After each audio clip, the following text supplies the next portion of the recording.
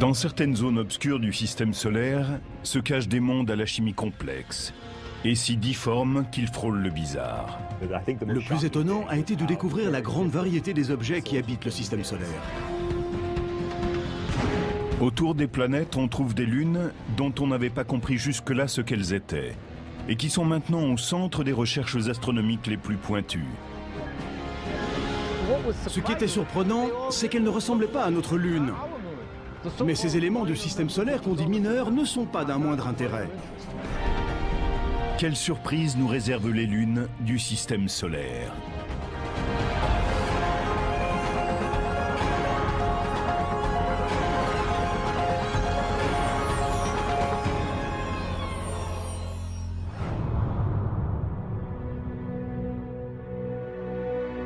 Le système solaire a toujours été un terrain fertile pour les écrivains de science-fiction. Mais grâce aux télescopes de plus en plus perfectionnés et aux sondes robotisées, aujourd'hui le rideau s'est levé sur un nouveau balai lunaire.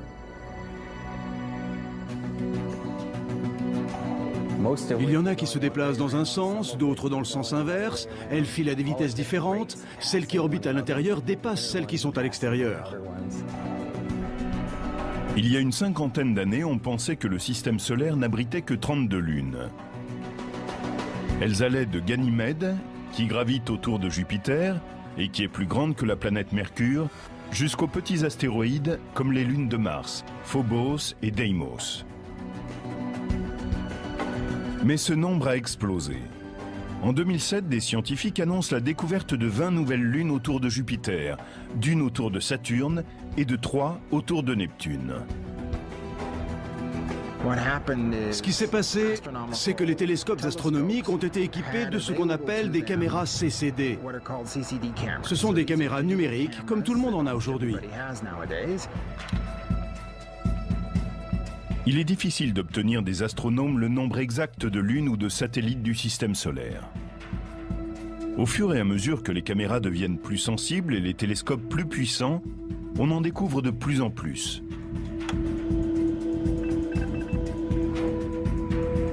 Elles sont classées en 2 grands groupes. Il y a celles qui tracent des orbites quasi circulaires au-dessus du plan de l'équateur de leur planète. Ce sont les lunes régulières. Notre Lune s'est formée lors d'un impact, mais toutes les autres se sont agglomérées à partir de la soupe gazeuse qui entoure leur planète parente. Un processus connu sous le nom d'accrétion. Un exemple classique de satellite régulier, ce seraient les lunes galiléennes de Jupiter. Io, Europe, Ganymède et Callisto. Le matériau qui allait donner naissance à Jupiter était un peu trop abondant. Le surplus s'est donc accumulé pour former les lunes. Les lunes irrégulières suivent des orbites inclinées et fortement elliptiques, dans le plan de l'équateur de leur planète. La plupart d'entre elles se déplacent de façon rétrograde, c'est-à-dire dans le sens des aiguilles d'une montre, alors que leur planète tourne dans l'autre sens. Phoebe, un satellite de Saturne récemment découvert, en est un parfait exemple. Au début, elle était indépendante et tournait autour du Soleil, avant d'être capturée par Saturne, plus massif. Qu'elles soient régulières ou irrégulières, les lunes évoluent dans la zone gravitationnelle de leur planète. On appelle l'étendue approximative de cette région la sphère de Hill. Elle tient son nom de George William Hill, un astronome américain qui a défini ce concept au milieu des années 1800. La sphère de Hill est cette zone qui se déplace en même temps qu'une planète et dont la force gravitationnelle est plus forte que celle du Soleil. Les lunes de Mars, Deimos et Phobos, ont des comportements très différents à l'intérieur de la sphère de Hill. Si la planète tourne plus vite que son satellite, comme c'est le cas pour Deimos, les forces de marée vont pousser la Lune de plus en plus loin. Phobos, lui, tourne plus vite que Mars. Ces petites lunes ont été découvertes en 1877 par un astronome américain, Asaph Hall. Il a donné à Phobos le nom du dieu grec de la peur et à Deimos celui du dieu de la terreur.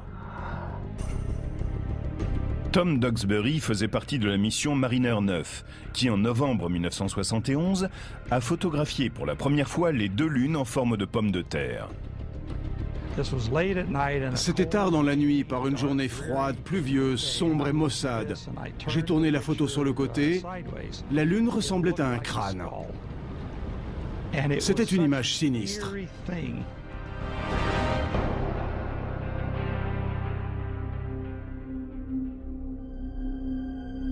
Phobos poursuit une trajectoire fatale. Elle orbite à 5500 km de Mars, c'est-à-dire plus près de sa planète que toute autre lune du système solaire. Si la nôtre était aussi proche de la Terre que Phobos l'est de Mars, elle nous semblerait 20 fois plus grande. La durée de son orbite se compterait en heures et non en jours comme c'est le cas. Et quand elle serait pleine, elle couvrirait le ciel. Les marées diurnes auraient une amplitude 10 fois plus importante.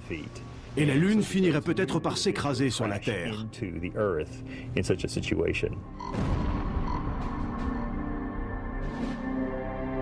La situation délicate de Phobos est liée à un processus que l'on appelle l'accélération séculaire. Tandis que le satellite se déplace plus vite que Mars, des forces de marée s'élèvent à la surface de la planète qui attirent Phobos vers elle un peu plus à chaque orbite.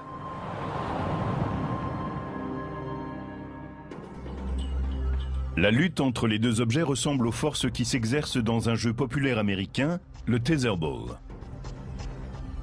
Imaginons que la balle soit la Lune, le poteau la planète, et que la corde entre le poteau et la balle représente la force de gravitation de la planète.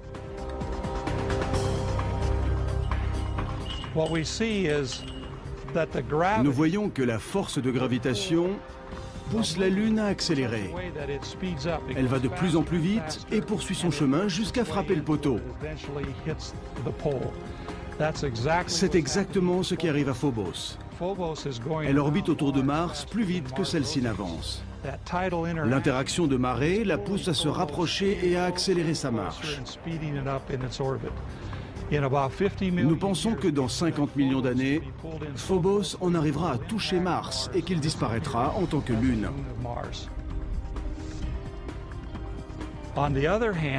De son côté, Deimos, qui est plus à l'extérieur, avance plus lentement que Mars. Il déroule donc la corde dans un mouvement opposé et nous le voyons s'en éloigner progressivement. Il est possible que dans le futur, Deimos soit attiré loin de sa planète par la force de gravitation du Soleil. Et un jour peut-être, Mars n'aura plus de lune.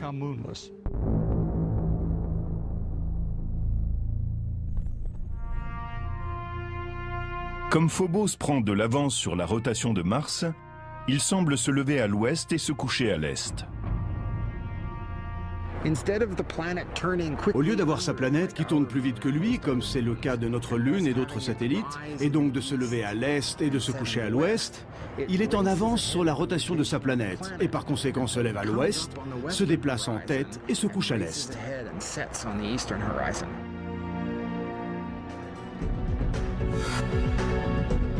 Il faudra au moins 50 millions d'années avant que Phobos ne disparaisse complètement. Avant cela, on aura peut-être commencé à coloniser Mars. C'est cette idée qu'a développée l'écrivain de science-fiction Arthur C. Clarke dans son livre « Les sables de Mars ». Nous n'avons aucune véritable raison de coloniser Phobos, mais sa position fait de ce satellite une étape naturelle sur la route vers Mars. Du point de vue de la force gravitationnelle, il est beaucoup plus facile d'aller sur Phobos, où il n'y en a aucune, que de lutter avec celle de Mars pour se poser à sa surface. De Galilée à Stanley Kubrick, les planètes géantes du système solaire externe ont toujours enflammé l'imagination des créateurs. Mais en réalité, les explorer serait courir au suicide. La pression accablante de l'atmosphère très épaisse de Jupiter rendrait presque impossible tout mouvement. Pourtant, les satellites de ces monstres peuvent être des plateformes intéressantes pour leur exploration et même leur future colonisation. Ces prisonniers de la force gravitationnelle de Jupiter sont-ils des mondes hostiles? Y a-t-il une chance qu'ils abritent une forme de vie? Ou bien pourrait-il être un havre de sécurité pour les générations futures d'explorateurs planétaires? Jusqu'à une époque toute récente, on savait très peu de choses sur les lunes des géantes gazeuses et glacées. La plupart d'entre elles restaient cachées à l'abri de leur planète. Aujourd'hui, les télescopes et l'exploration spatiale nous révèlent un royaume peuplé par une foule de lunes. Certaines, sphériques, sont semblables à des planètes. D'autres, difformes, mesurent à peine 45 km de diamètre. Jupiter, la plus grande planète du système solaire, est un aimant pour les lunes. Elle s'est formée il y a près de 4,5 milliards d'années quand un nuage massif de gaz s'est effondré sur lui-même. Ce processus, appelé accrétion, a marqué les débuts du système jupitérien. La plus grande partie du gaz et du matériau qui tournoyait dans l'espace a commencé à former la planète. Et l'autre petite partie s'est rassemblée en amas, tourbillonnant dans l'orbite de Jupiter. Ces accrétions miniatures se sont ensuite solidifiées pour former ces lunes régulières, Io, Europe, Ganymède et Callisto. Une fois Jupiter formée, elle a commencé, grâce à sa force gravitationnelle, à faire entrer dans son cheptel de petits débris, reliquats de la naissance du système solaire primitif. Les planètes géantes se sont formées dans un environnement riche en gaz, là où une foule de petites épaves flottait dans le système solaire, prêtes à être capturées. Le nombre de lunes de Jupiter peut aller de 60 à 200, selon les spécialistes qui en font le compte. Il est clair que si l'on pouvait se placer à la périphérie de l'atmosphère gazeuse de Jupiter et regarder le ciel, on pourrait admirer le balai somptueux de ces lunes satellites. Ce serait merveilleux de pouvoir observer ces lunes. À certains moments, on verrait passer Io. Et lors d'un passage sur deux, on apercevrait en même temps Europe. Et une fois sur 4, on verrait aussi Ganymède. Un des satellites de Jupiter a été tellement maltraité par l'énorme masse de la planète qu'il a littéralement été éjecté vers l'extérieur. En février 2007, le vaisseau spatial New Horizons, en route pour Pluton, a dirigé ses télescopes vers Io. Celle-ci, qui est à peu près de la taille de notre Lune, orbite à une distance de 395 000 km de Jupiter. Elle se différencie des autres satellites de la grande planète gazeuse par ses éruptions volcaniques spectaculaires. La sonde New Horizons a pris des images détaillées de la lave brillante qui a coulé à la surface de Io et de l'immense panache de poussière, long de 350 km, qui s'élève au-dessus de la Lune en fusion. Comme toutes les lunes régulières de Jupiter, Io tire son nom de celui d'une maîtresse du dieu romain. Elle a été découverte par Galilée en 1610, puis photographiée pour la première fois par Pioneer 1 en 1974 et de nouveau par Voyageur en 1979. Son activité trépidante a intrigué les spécialistes pendant des décennies. Chaque jour, à chaque seconde, une tonne de matériaux s'échappe de cette lune qu'est Io. C'est une machine phénoménale. J'aimerais pouvoir aller sur Io, mais ce serait très dangereux, chaud et sulfureux. Io est trop petite.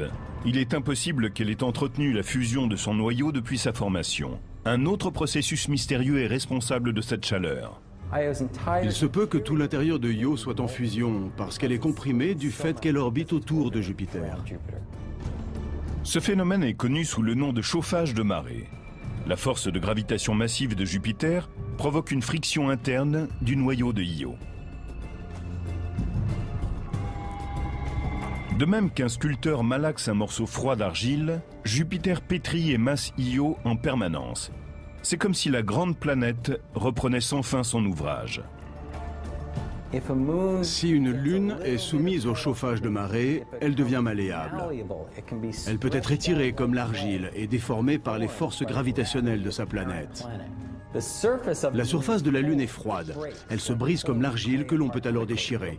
Mais l'intérieur est chaud et peut littéralement couler, s'étirer, être malaxé par l'action gravitationnelle de la planète dont elle est le satellite. La plupart des lunes régulières ont des orbites circulaires.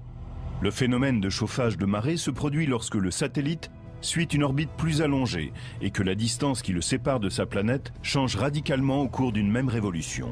On observe ce type d'orbite excentrique lorsque les forces gravitationnelles viennent la perturber. Quand une lune subit une orbite excentrique, c'est-à-dire une orbite qui n'est pas circulaire, tantôt elle se rapproche et tantôt elle s'éloigne de la planète. Et quand elle en est très proche, elle est comprimée et mise en pièces.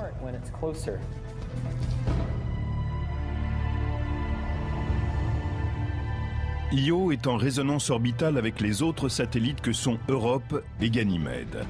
Pendant que Jupiter et Io luttent pour trouver une relation synchrone, Europe et Ganymède attirent Io dans une direction opposée, tandis que Jupiter l'attire dans l'autre sens, et elle se retrouve à la fois écartelée et comprimée.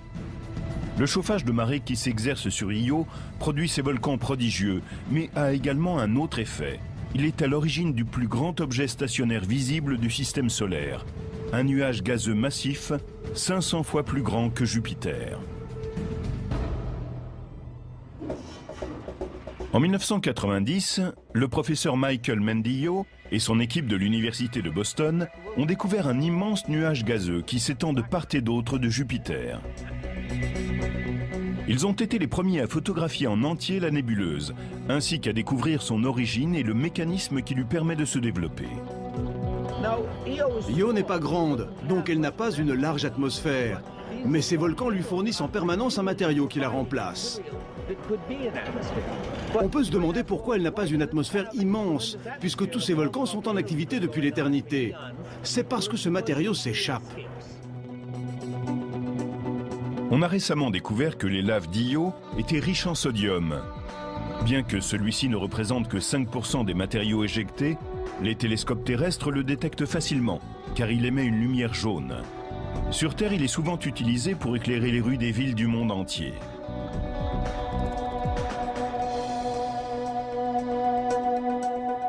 Le sodium et les autres molécules gazeuses sont bombardés d'électrons du puissant champ magnétique de Jupiter.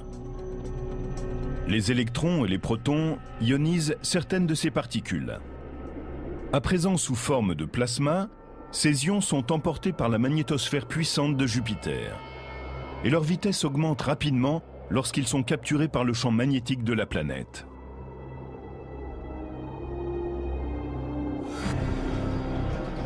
C'est comme s'ils faisaient un tour de manège cosmique. Les lignes de champ magnétique ont des pôles ici et un peu partout. L'atome de sodium est ramené avec cet électron. Maintenant, je suis dans le tore de plasma de Jupiter avec les autres ions et électrons qui ont déjà été capturés. Les ions et les électrons se combinent à nouveau. Ce qui est neutre n'est pas emprisonné par le champ magnétique et en sort à une vitesse encore plus grande. Cela suffit pour échapper à Jupiter. Et ils forment le plus grand nuage gazeux visible et permanent du système solaire. Si nous pouvions voir à l'œil nu cette nébuleuse, elle prendrait la place de 12 lunes dans le ciel nocturne.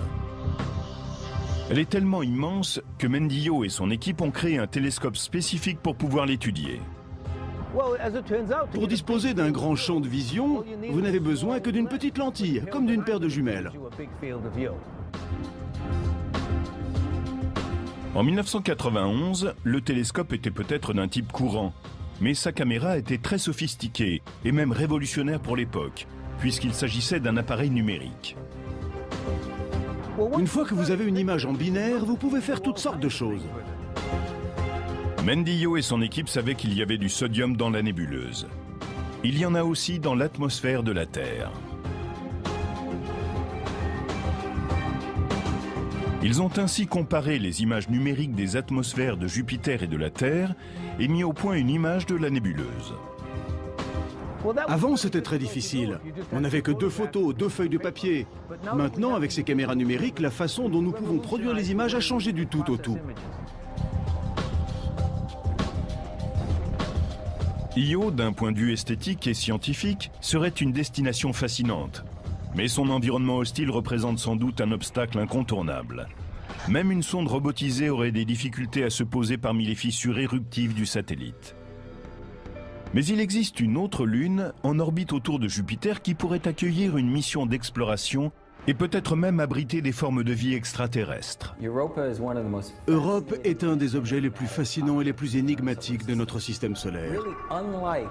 Elle ne ressemble à aucun autre endroit, et bien sûr, on ne trouve rien de tel sur la Terre. Quand on voit les images qui ont été prises de sa surface, on observe des fissures, un terrain très modelé et même chaotique. Il y a aussi comme des icebergs dans certaines zones. Nous savons qu'Europe est une lune extraterrestre. Pourrait-elle aussi abriter des formes de vie extraterrestres? Europe orbite à 400 000 km de Jupiter, 2 fois plus loin que Io.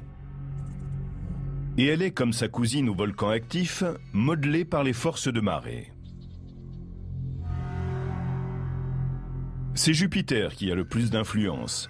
Sa masse, comme un amant insistant, tire le satellite vers lui.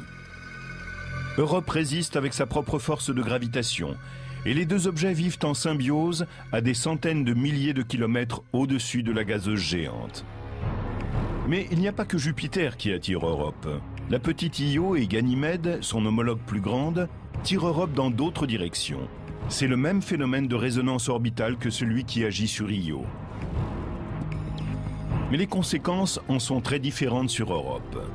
Il fait très froid à l'extérieur, moins 300 degrés à certains endroits, mais la Lune est chaude à l'intérieur.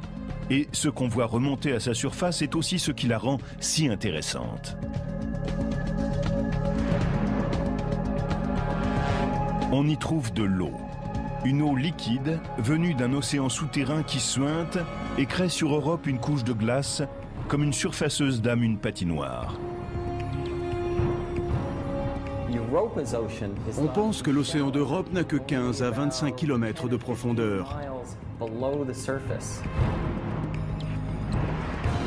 Sur Terre, l'eau a été le berceau de la vie. Pourrait-il en être de même sur Europe ou sur d'autres lunes? Les océans glacés des satellites sont peut-être l'habitat le plus répandu dans l'univers. Les objets tels que la Terre sont sans doute assez rares, mais les lunes glacées sont probablement légion. En février 2007, le vaisseau spatial New Horizons, en route vers Pluton et les régions éloignées du système solaire, a réussi à se rapprocher suffisamment d'Europe pour envoyer sur Terre des images stupéfiantes. Ce n'est que lorsque le Soleil se lève ou se couche derrière Europe que l'on peut voir ces immenses formes géologiques qu'on appelle des crop circles. Ils sont très grands. Si vous décidiez de traverser un de ces cercles, vous descendriez d'abord doucement pour vous retrouver à quelques 30 mètres plus bas, et ensuite vous remonteriez au niveau initial. La ressemblance entre ces crop circles et les mystérieuses figures que l'on trouve ici et là sur la Terre s'arrête lorsqu'on en vient à leur taille. En effet, sur Europe, ils mesurent entre 3000 et 4500 km de diamètre. Pourtant, ils sont trop petits et trop réguliers pour être des cratères d'impact, car les astéroïdes, comme les comètes, ont des formes et des tailles différentes. Les crop circles d'Europe se ressemblent tous d'un point de vue géologique. Sans en avoir aucune preuve, on pense que Jupiter pourrait être à l'origine de ces formes, à cause de sa masse. Il se pourrait que la glace qui recouvre Europe ne s'enfonce pas jusqu'au cœur du satellite. Comme un iceberg sphérique, elle flotterait sur un océan localisé sous sa surface. La région polaire aurait été plus ou moins modelée par Jupiter et lentement étirée vers l'équateur au fil des siècles.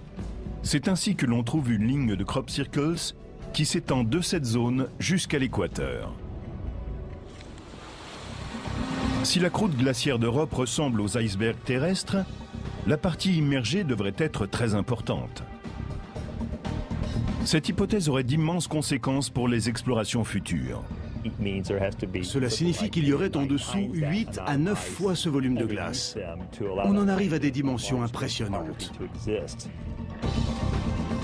La théorie de l'iceberg s'appuie sur l'hypothèse que l'océan, situé sous la surface d'Europe, peut être facilement atteint lorsqu'on tapote la fine croûte gelée. Les données que nous obtiendrons grâce au radar et aux rayons ultraviolets nous donneront des informations importantes avant même qu'un vaisseau spatial puisse atteindre la surface d'Europe. Les futurs explorateurs devront chercher les points chauds et les endroits où ce mystérieux océan a pu remonter à la surface et ensuite trouver le moyen d'y plonger. Il pourrait choisir d'établir une base d'opération sur Ganymède, la plus grande lune de Jupiter. Comme Phobos pourrait être une étape dans l'exploration martienne, Ganymède pourrait l'être dans le système jupitérien.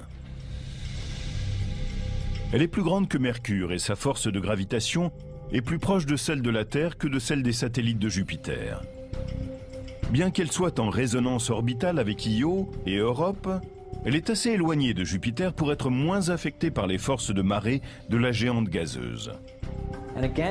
Sur Ganymède, on pourrait se poser dans un grand cratère et construire une base protégée par une coupole à l'abri des particules chargées du système jupitérien. Ainsi, on sera en lieu sûr pour étudier Ganymède, son champ magnétique, l'intérieur du satellite, sa géologie, ainsi que le système jupitérien dans son ensemble. Ganymède est la seule lune du système solaire qui ait son propre champ magnétique. Pour cela, elle doit nécessairement avoir une masse suffisante et un noyau intérieur chaud. Sa masse est évidente, mais la source de cette chaleur reste une énigme. Ganymède est affectée à la fois par les forces de marée de Io et d'Europe.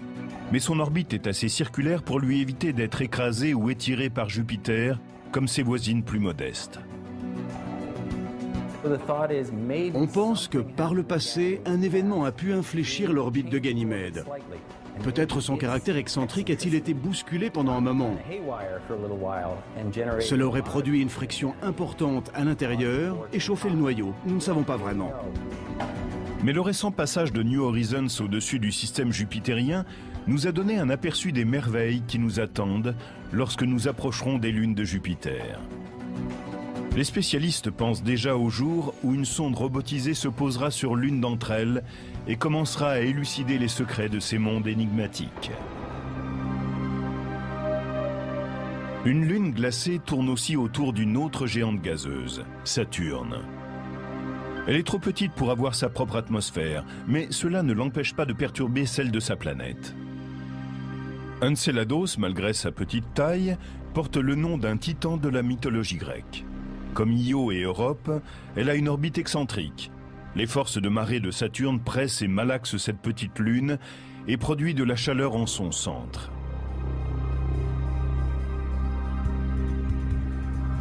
Mais contrairement à Io, elle ne rejette pas le matériau en fusion en un grand nuage gazeux.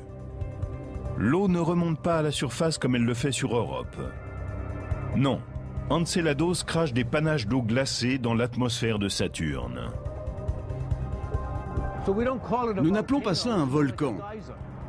La vapeur d'eau reste en orbite autour de cette toute petite lune, où, comme elle est proche de Saturne, la force de gravitation peut l'attirer vers la planète. Après avoir travaillé sur le Torrey d'Io, Michael Mendillo et son équipe de l'Université de Boston se sont intéressés à l'influence d'Enceladus sur l'atmosphère de Saturne. Il s'avère que l'eau est un catalyseur qui permet de recombiner à merveille les ions et les électrons. Avant la sonde Cassini, les scientifiques créaient sur leurs ordinateurs des modèles pour déterminer les conditions atmosphériques qui règnent autour de Saturne. Ils avaient établi que la planète devait posséder une ionosphère importante. Mais étonnamment, les données rapportées par Cassini ont indiqué que l'ionosphère de Saturne ne représentait que 10% de ce que prévoyait l'ordinateur. Il semble que l'eau glacée éjectée d'Enceladus neutralise les particules chargées de l'ionosphère de Saturne. Attention. Décollage. C'est presque par